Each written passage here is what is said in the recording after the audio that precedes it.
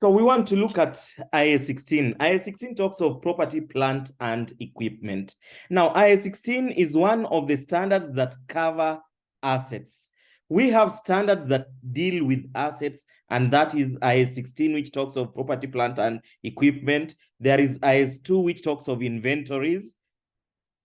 There is IAS 38, which talks of intangible assets. There is IAS 40, which talks of investment property. We have IAS 23, which we have already covered. Part of it covers assets. We have IFRS 5. IFRS 5 talks of non-current assets held for sale and discontinued operations. So IAS 16 is the major standard that covers assets. Now, if you properly understand IAS 16, especially the last part of it, it will enable us to cover comfortably IAS 36, which is impairment of assets. It will enable us comfortably cover IAS 40, which is investment property. So I want us really to be attentive in the entire process to save our time in other standards. Now, what is PPE? What is property, plant, and equipment? Property, plant, and equipment are tangible items that are held for use in production or supply of goods, for rental to others, or for administrative purposes. So take note that PPE, property, plant, and equipment, are number one, tangible items, which means they are assets that you can touch. And what is their purpose? They are used to produce products or goods. They can be rented to others. It can be property which is being rented to others, or you can use it maybe as your office for administrative purposes. So they are tangible items that are held for use in production of actually goods and services sometimes. So for example, if you have a machine in the factory that bakes bread, in that case, it qualifies under IAS 16 because it's producing goods. So if you have a machine that makes chairs in the factory, it qualifies to be IAS 16 because it makes goods. Now, if you have an asset that you are renting to others to generate you some income, it qualifies to be under IAS 16, or if you can use it for your own administrative purpose. You are using maybe it as an office where you conduct your activities. It's for administration. In that case, it qualifies to be PPE. Now, take note of the second point. PPE are non-current assets. They are not current assets. So they are used for more than 1 year. A non-current asset must be used for a period that is more than 1 year. So in that case, the second qualification, the second condition qualifies it to be a non-current asset used for a period more than 1 year. Used for a period more than 1 year. So what are PPE as I move to the next slide? PPE are tangible items that are used in production of goods, for rental to others, or for administrative purposes. Or for administrative purposes. Now, in any given standard, there must be an objective. Why do we have that standard? To know how to account for PPE in our books, to know how to account for PPE in our financial statements. Out of these PPE, what do we take to the P&L, profit and loss statement of profit and loss? What do we take to maybe statement of changes in equity? And what do we take to the statement of financial position? So the objective of IAS 16 is to prescribe accounting treatment of PPE. How should we account for PPE? To prescribe accounting treatment of PPE, to know how to treat PPE in our income statement, in our statement of changes in equity, in our statement of financial position. Now, there are some terms we need to define in order to move on with PPE. Number one, there is what we call carrying amount. Now, when we talk of carrying amount, it is the cost of an asset you less accumulated depreciation. So when you have the cost of an asset, maybe you bought this house at 100 million, and then there has been depreciation of maybe 20 million. So carrying amount in that case, if there is no impairment, impairment is the extra loss in value of an asset. So if there is no impairment, in that case, carrying amount is cost of an asset minus accumulated depreciation. If you have maybe a motor vehicle, you spent 10 million to buy it 3 years ago, accumulated depreciation is maybe 6 million. The carrying amount is now the cost minus the accumulated depreciation. I'm still avoiding impairment because I've not explained what it is. So I cannot use a term that I've not yet explained. So carrying amount for now, note that it is cost of an asset, you less accumulated depreciation. Cost of an asset less accumulated depreciation. The second definition is cost. What is cost? Now, if I bought this vehicle 5 years ago, the amount I spent is what is called cost. So what is cost? Cost is the purchase price of any asset. In other words, the consideration you pay for the asset. That is called what? Cost. Or what you spent to construct the asset. If you made the asset, you did not purchase it. So cost is basically the purchase price of any asset. However, I will give you a detailed explanation of what cost is as we continue. Now, in assets, there is depreciation. So let's look at depreciable amount. So depreciable amount is the cost of an asset you less the residual value. Cost of an asset you less residual value. What is the residual value? Residual value is the value of an asset when it has lasted its useful life. The value that you remain with in the asset after its residual life is over, it's done. The value that remains is what is called residual value or residual amount.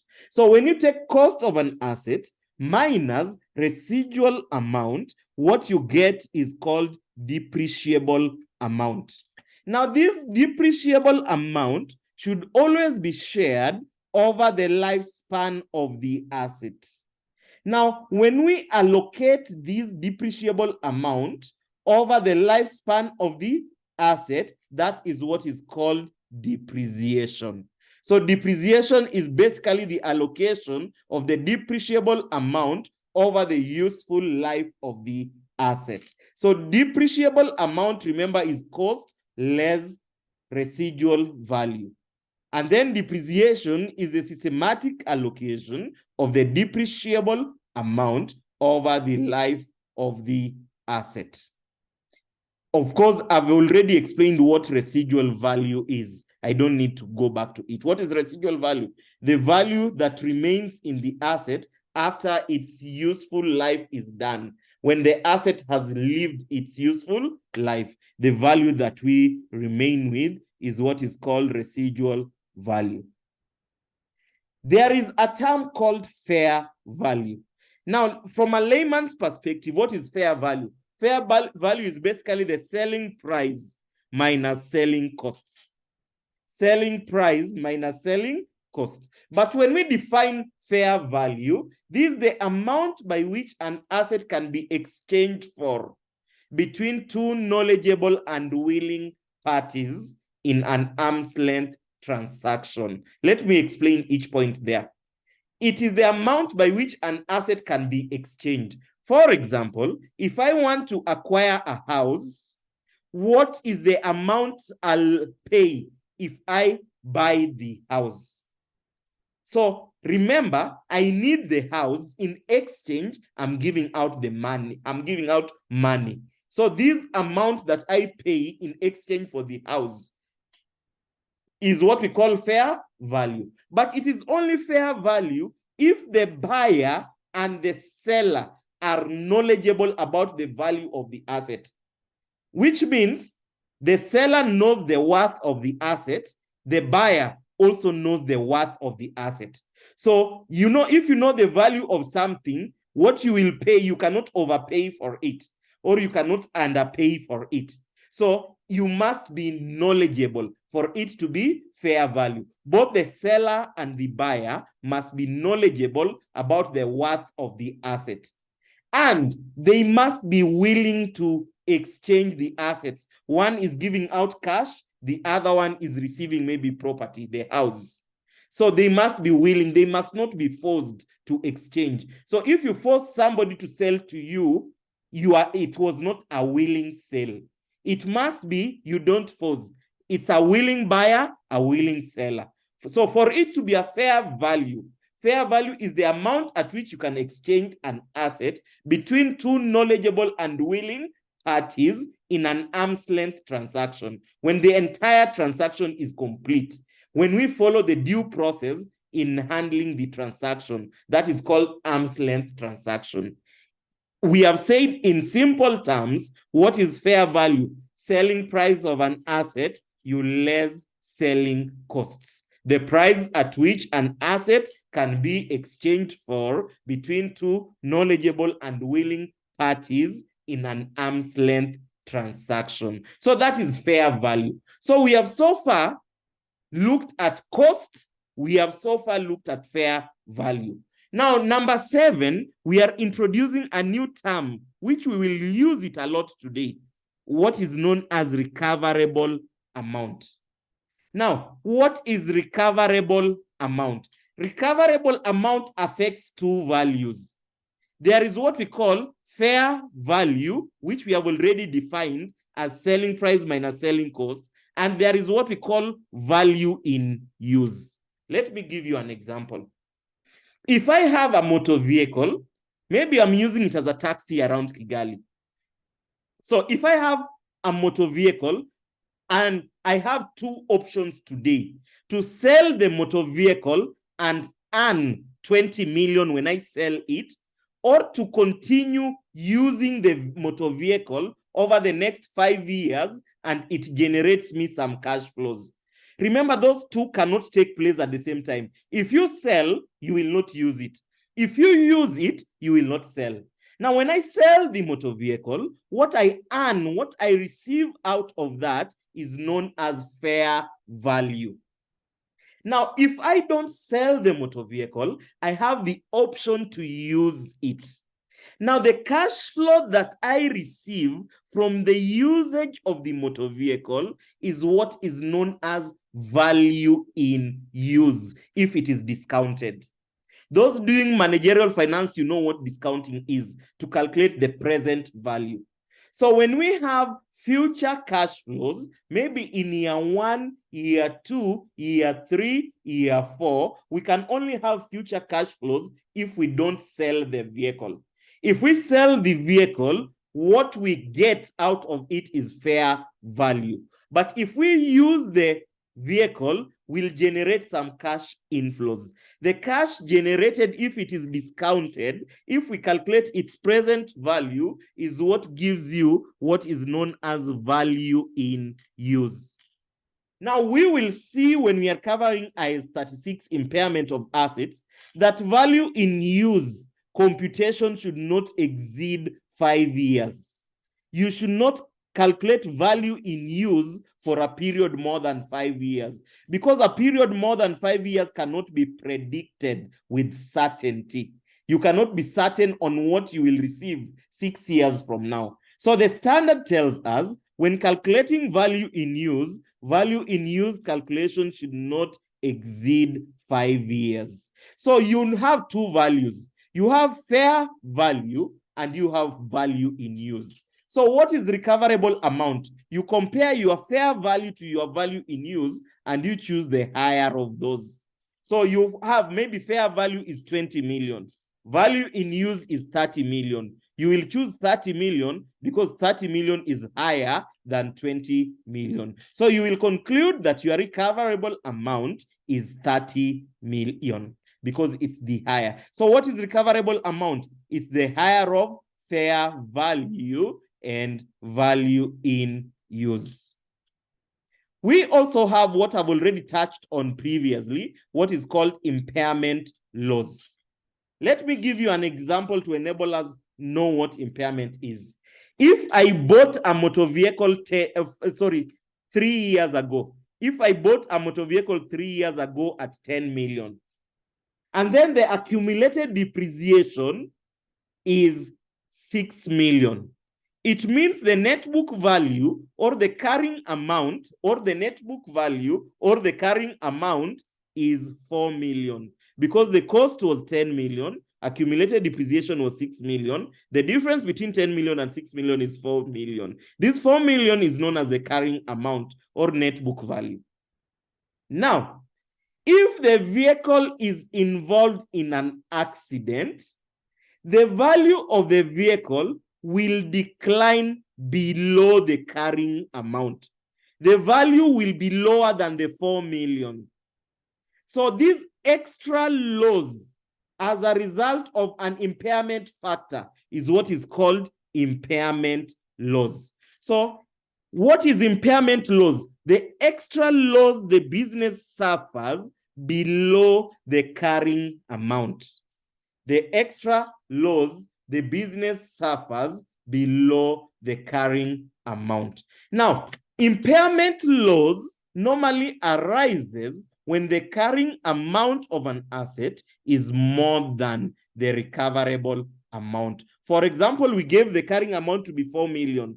10 million minus 6 million accumulated depreciation, 4 million. Now, if the vehicle is involved in an accident, the value will go below. You cannot sell it at 4 million if it's involved in an accident. Maybe you sell it at 2 million. This extra loss is what is called impairment loss.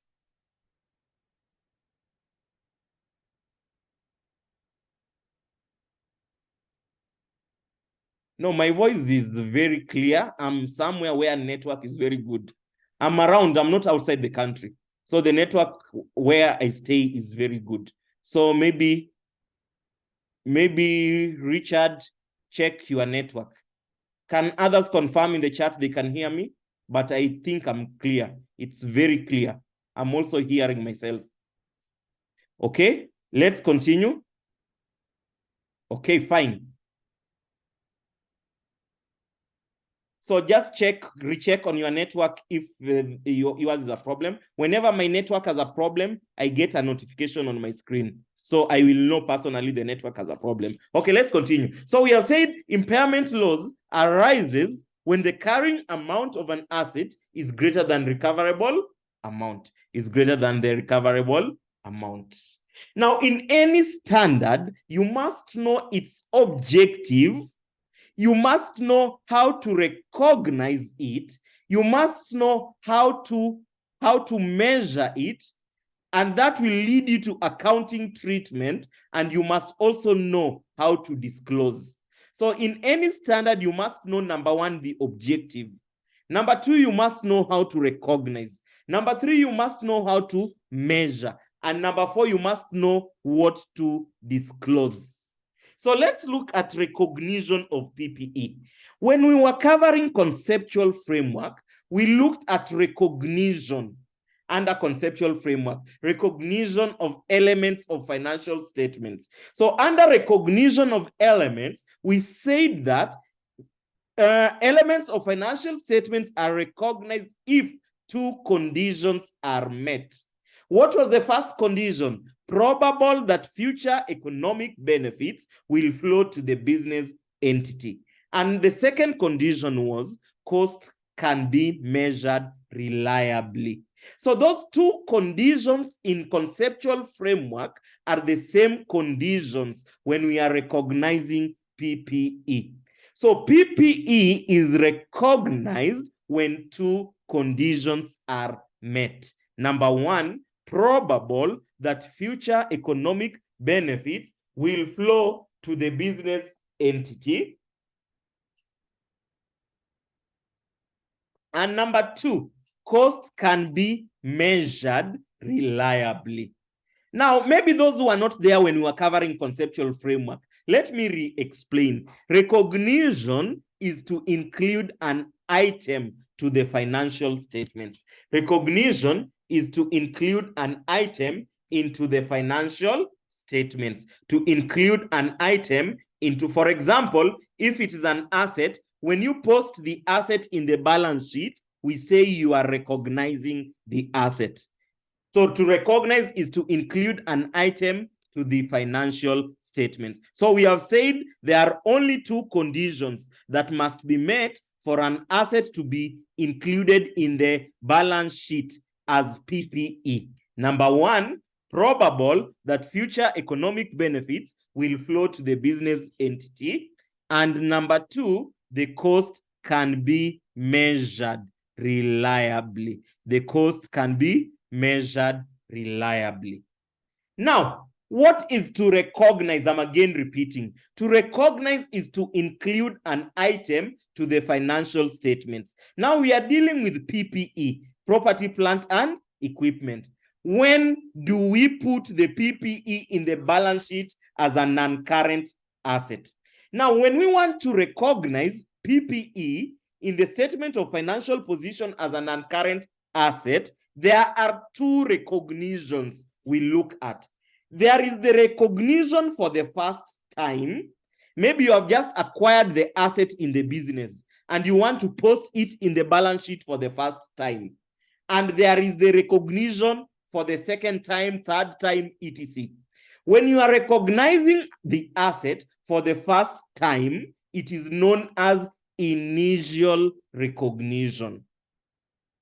Initial recognition. Now, when you are recognizing the asset in your second year, the third year, etc., we call it subsequent recognition. So subsequent means something that follows. So initial, when we are recognizing the first time. Subsequent, when we are recognizing the second time, third time, etc. Now, under initial recognition, PPE should be recognized or measured at cost. You measure at cost. You recognize at cost. However, under subsequent recognition, recognition for the second time, the standard tells us there are two options. You can either recognize at cost or you can recognize at revalued amount. Revalued amount is the fair value. It's the new value of the asset. Remember the value you bought the asset at maybe 50 million. Now, when you value the asset afresh, you find that maybe the value has increased beyond the 50 million or the value has decreased below the 50 million. So this new amount is what is called revalued amount. It is the fair value. Now, so that we don't lose the point I'm trying to say, when you are recognizing PPE the first time, you recognize at cost. But when you are recognizing in the subsequent recognition, you have two options, either to recognize at cost or revalued amount. So let's start with recognition at cost, or let's start with initial recognition. Now, what did we say initial recognition is? Initial recognition is recognition for the first time in the financial statements. So we have said under initial recognition, PPE should be recognized at cost. Now, what does cost include? Let's be very attentive here. Now, these are the most common areas in exams. What does cost include? Number one, cost includes purchase price of an asset. Purchase price of an asset. So that's the first component of cost. Let me give an example. When you are importing a car from Japan to where you are, the amount you pay that seller in Japan is called purchase cost. Purchase cost or purchase price.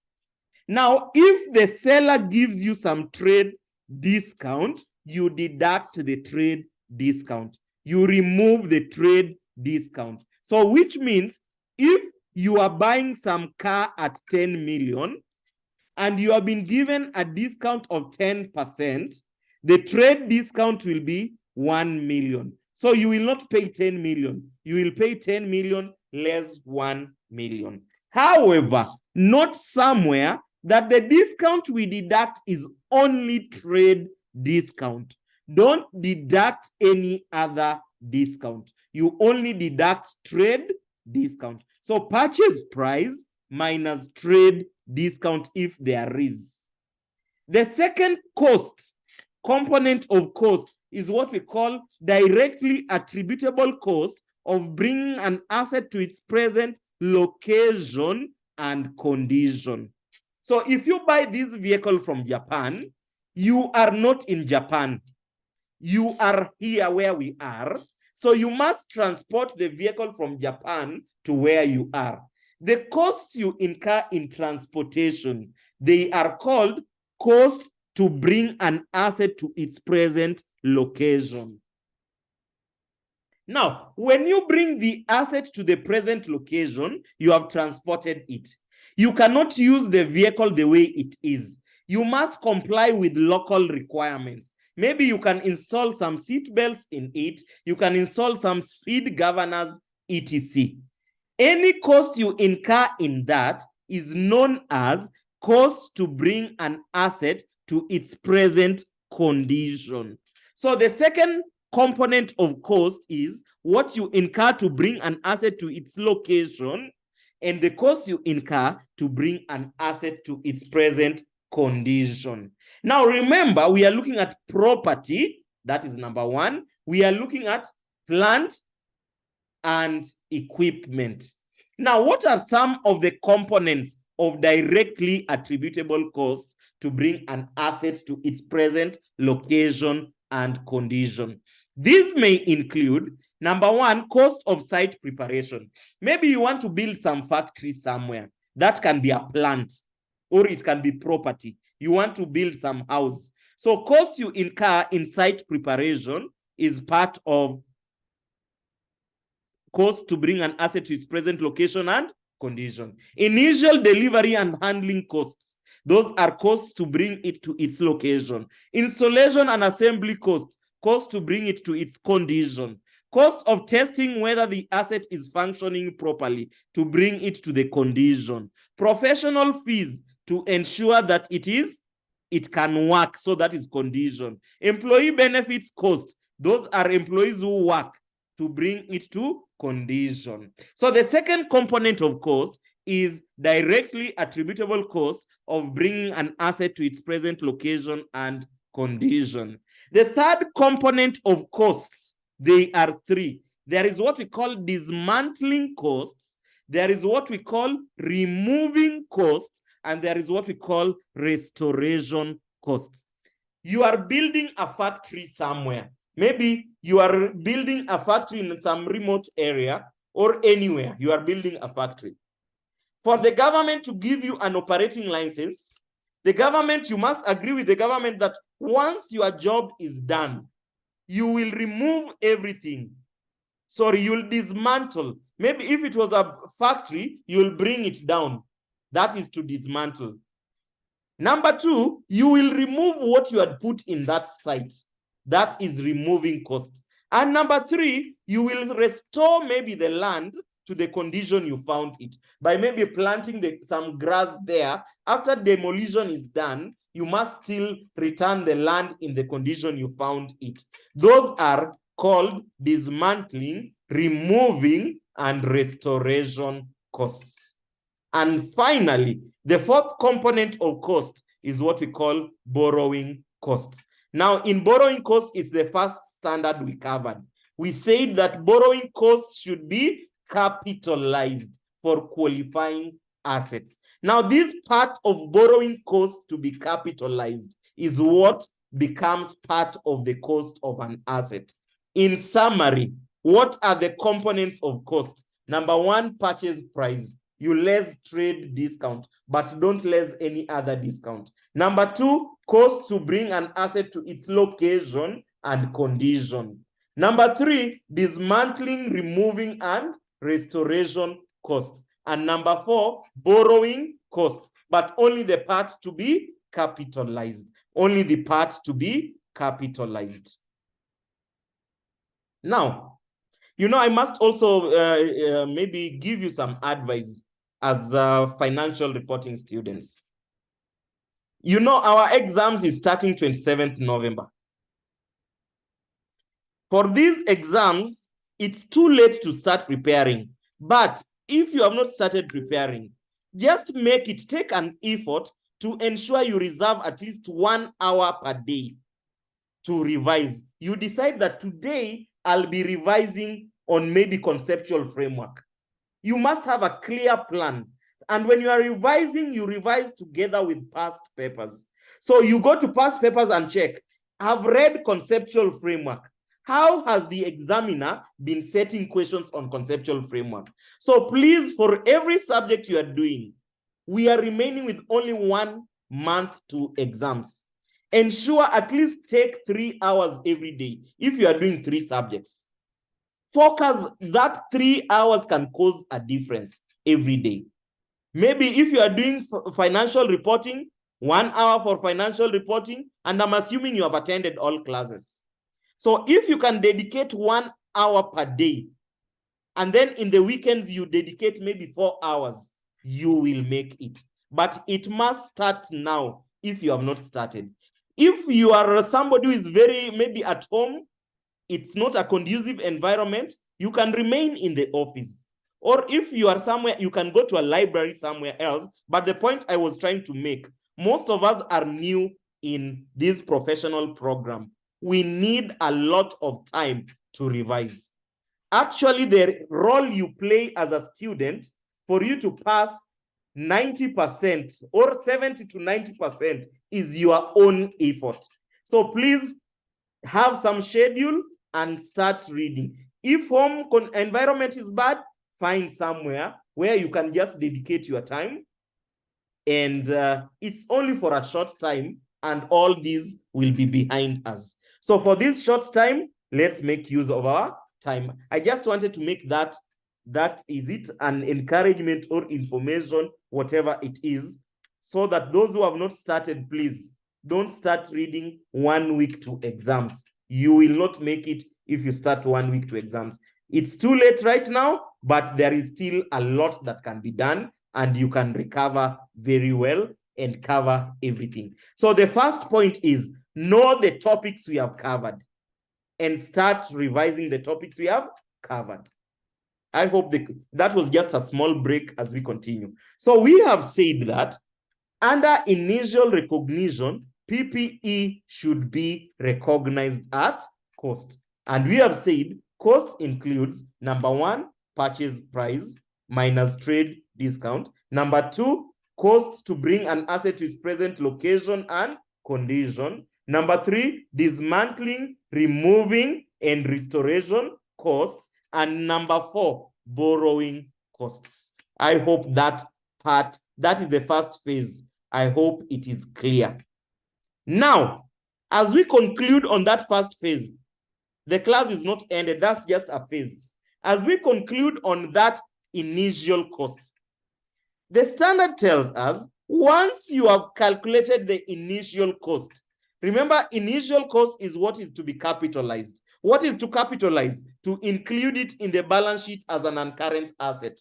To treat that cost as part of the asset in the balance sheet, in the statement of financial position. Now, once you have calculated the cost, any further cost you incur should not be capitalized, but should rather be expensed. I'm repeating. Once you have calculated the cost of an asset, any cost you incur thereafter should be expensed, unless there is evidence that there is improvement on the condition of the asset. So if there is evidence you incurred some cost after and the cost improved the condition of the asset beyond its previous performance, in that case, you don't expense that cost.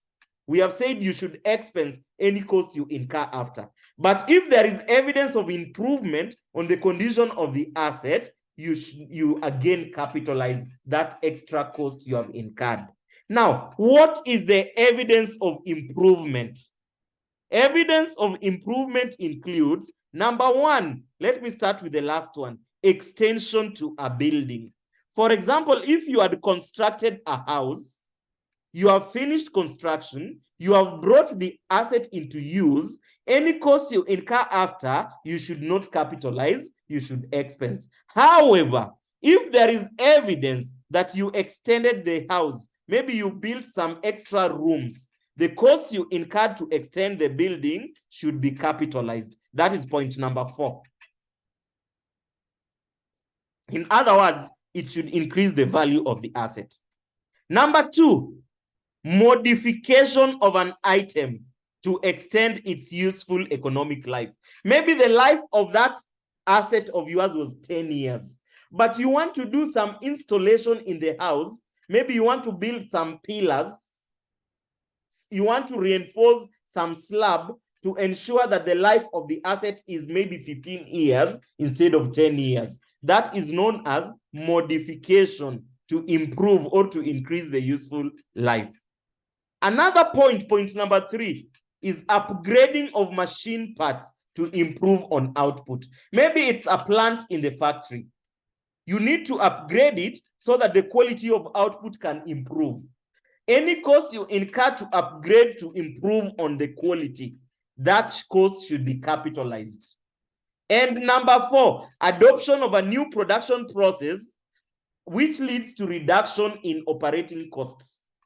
Maybe you want to change the technology that is being used in production so that the costs can reduce. In that case, that cost should also be capitalized. However, any other cost that is not one of the 4, which is incurred after the asset is brought into use, should be expensed. Should be expensed.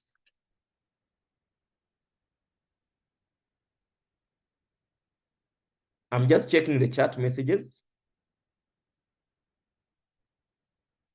Okay, somebody is asking me, come back on dismantling and restoration. Dismantling, for example, if you have a factory somewhere, and when you are being given a license by the government to construct the factory, you want to mine some resource, some minerals somewhere. So the government has given you a license with certain condition. So in that case, the condition they have told you, once you have finished mining, you must remove everything you had put in the site. So for you to remove it, you must bring it down. So when you are bringing down that construction is what is called dismantling. Now, once you have dismantled, you need to remove the items from the site. That is called removing cost. Uwase, I hope I've answered you. Now, another person, sir, we actually need, okay. Now, we need all this presentation. Remember, you have notes. You have notes, but I'll try to do that. But again, the reason why you realize I'm very slow in giving you these slides, I want you first of all to read the notes. Although again, I'll share them, but if I give you immediately, you will end up not reading the notes. You will only focus on what I've provided. So that's why I'm always very hesitant. So repeat on capitalization. Capitalization is to include an item as part of the cost of an item, cost of an asset. Capitalization is to treat an item to take it to the balance sheet as an asset, to take an item to the balance sheet as an asset. So let's look at an example. Wow. Let's look at an example. Smart Limited has recently purchased an item of plant. Remember, we want to look at an example of calculating the cost of an asset. So Smart Limited has recently purchased an item of plant from X Limited, the details of which are as follows. The basic list price is 240,000. Trade discount is 12.5. Remember, the trade discount will reduce the purchase price, will reduce the list price. Now, ancillary costs, these are the costs to bring an asset to its present location and condition. Costs to bring an asset to its present location and condition. What does it include? Shipping and handling costs. What you will incur to ship the item to where you are. Pre-production testing. Maintenance contract for 3 years. Maintenance should not be part of capitalized. It's not a part of cost of an asset. Maintenance cost should not be capitalized. That is called revenue expenditure. So that is expensed in the income statement, in the P&L. So maintenance is a cost to be incurred after the asset has been brought to use.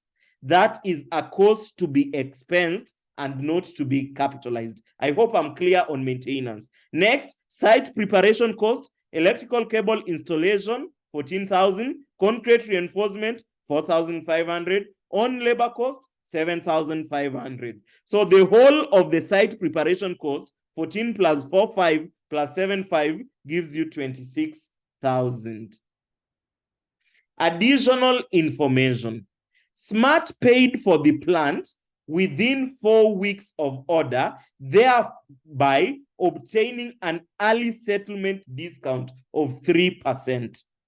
SMART had incorrectly specified the power loading of original electrical cable to be installed by the contractor, and the cost of correcting this error was 6,000, which was included in the above figure of 14,000. So what are you being told? If I go back, remember there is this 14,000 electrical cable installation. Now we are being told in the electrical cable installation, there was some mistake that was done, and in order to correct the mistake, we spent 6,000, and this 6,000 has been included in 14,000. Now the 6,000 is not capitalized because that is a repair cost. It's a cost incurred to correct. That is a cost to be expensed because you are correcting. You are not improving. So you will remove 6,000 out of the 14,000. Let's move on. The plant is expected to last for 10 years. And at the end of this period, there will be a compulsory cost of 15,000 to dismantle the plant and 3,000 to restore the site to its original condition. So you are being asked, calculate the amount at which the plant should be measured. The amount at which the plant should be measured. So to answer that question, we need to go to Excel. So the same question, I have it here in Excel. So remember the question is asking you, down here, calculate the amount at which, I hope we can see the Excel. Can somebody just respond? Can you see the Excel sheet? I'm not having assumptions. Calculate the amount at which the plant will be measured at recognition, 5 marks. The amount at which it will be recognized at recognition.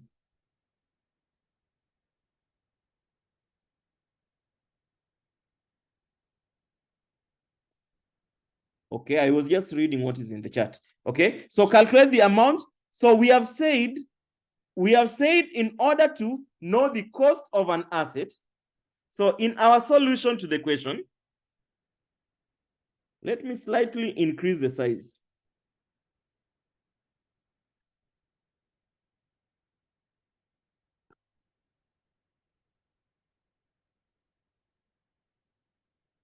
Okay, so in order to calculate the cost of an asset, cost of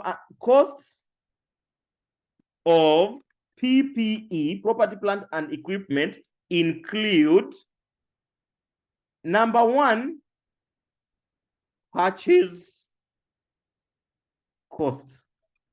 Number one, it includes purchase cost. So what is our purchase cost? But remember, we said you less trade discount. Less trade discount. Purchase cost less trade discount. So what is our purchase price or the list price? List price of the asset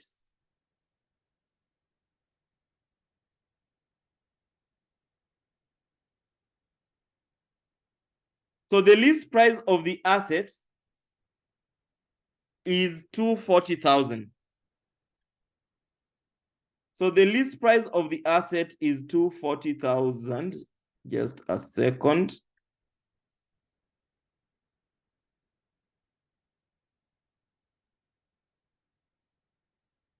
The list price of the asset, and then we said you less trade discount. Now our trade discount is 12.5% times 240,000.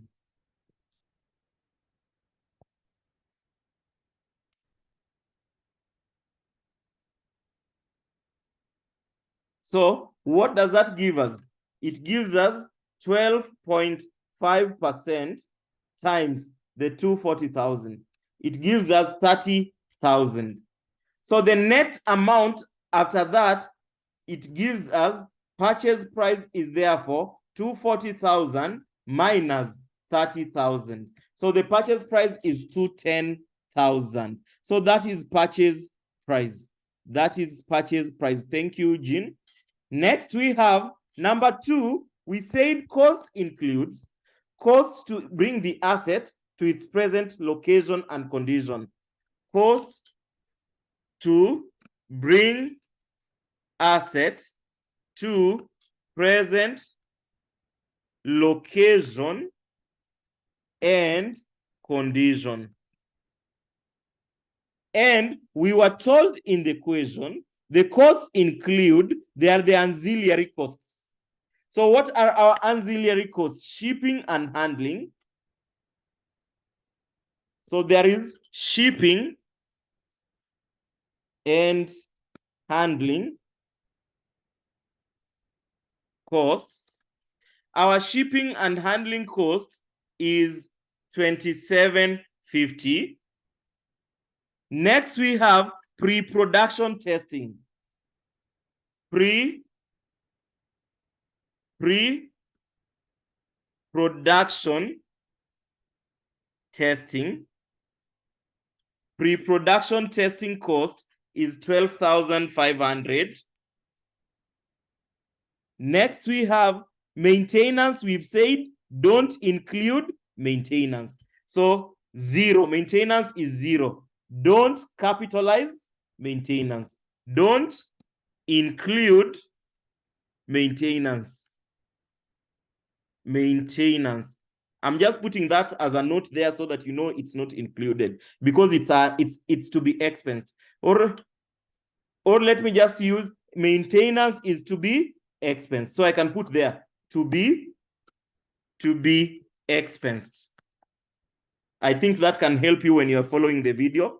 So maintenance is to be expensed. Next, site preparation costs. So there is a site preparation costs. So our site preparation costs are many. We have electrical cable installation. Electrical cable installation. So for the electrical cable installation, remember we said there was 14,000 minus this amount that was used to correct the error, 6,000. 6,000 was the one that was used to correct the error. That is to be expensed. So you remove what is to be expensed of 6,000. You remove what is to be expense of 6,000. It gives you a certain value. Let me slightly reduce the size. I just want everything to fit.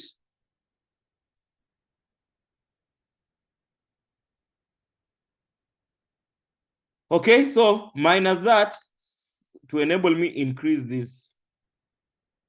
So we have 14,000 minus 6,000. Why do we remove 6,000? Because it was incurred to correct a mistake done. So that is an expense.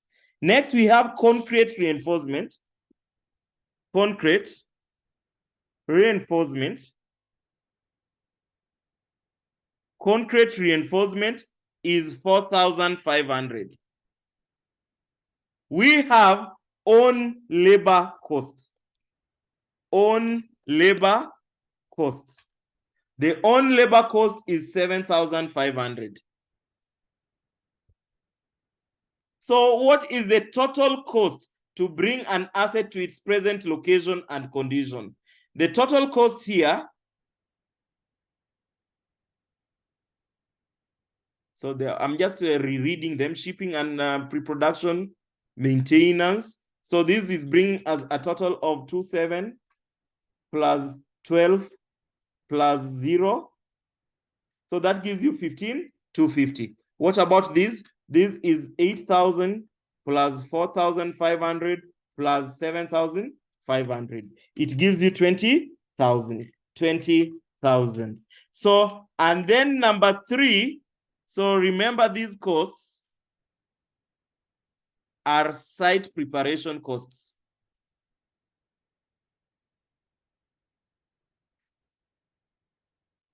Okay, site preparation cost. Now, number 3, there was dismantling, removing,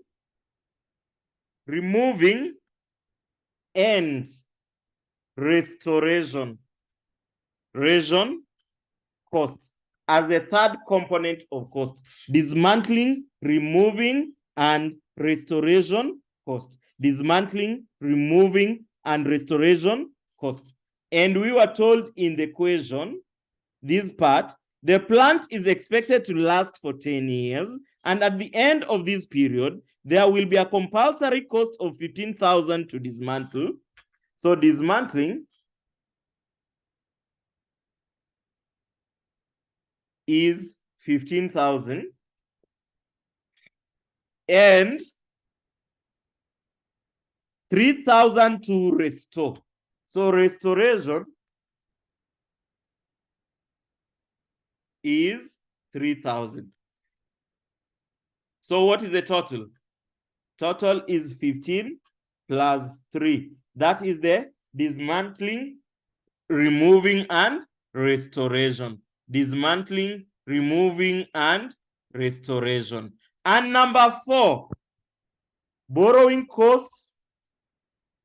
Borrowing cost to be capitalized. Borrowing cost to be capitalized.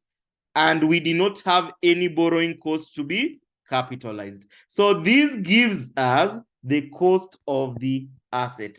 The cost of the asset.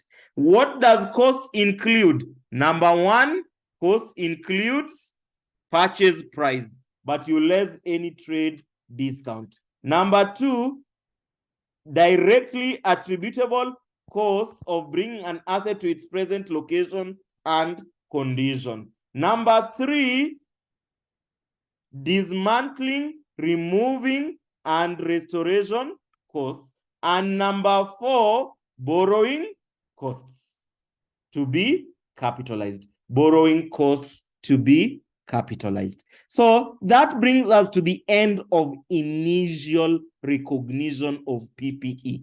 That's the end of initial recognition of PPE. Initial recognition of PPP. PPE should be initially recognized at cost. Cost includes purchase price, directly attributable cost of bringing an asset to its present location and condition, dismantling, removing, and restoration costs, and borrowing costs to be capitalized. Let's have some short break.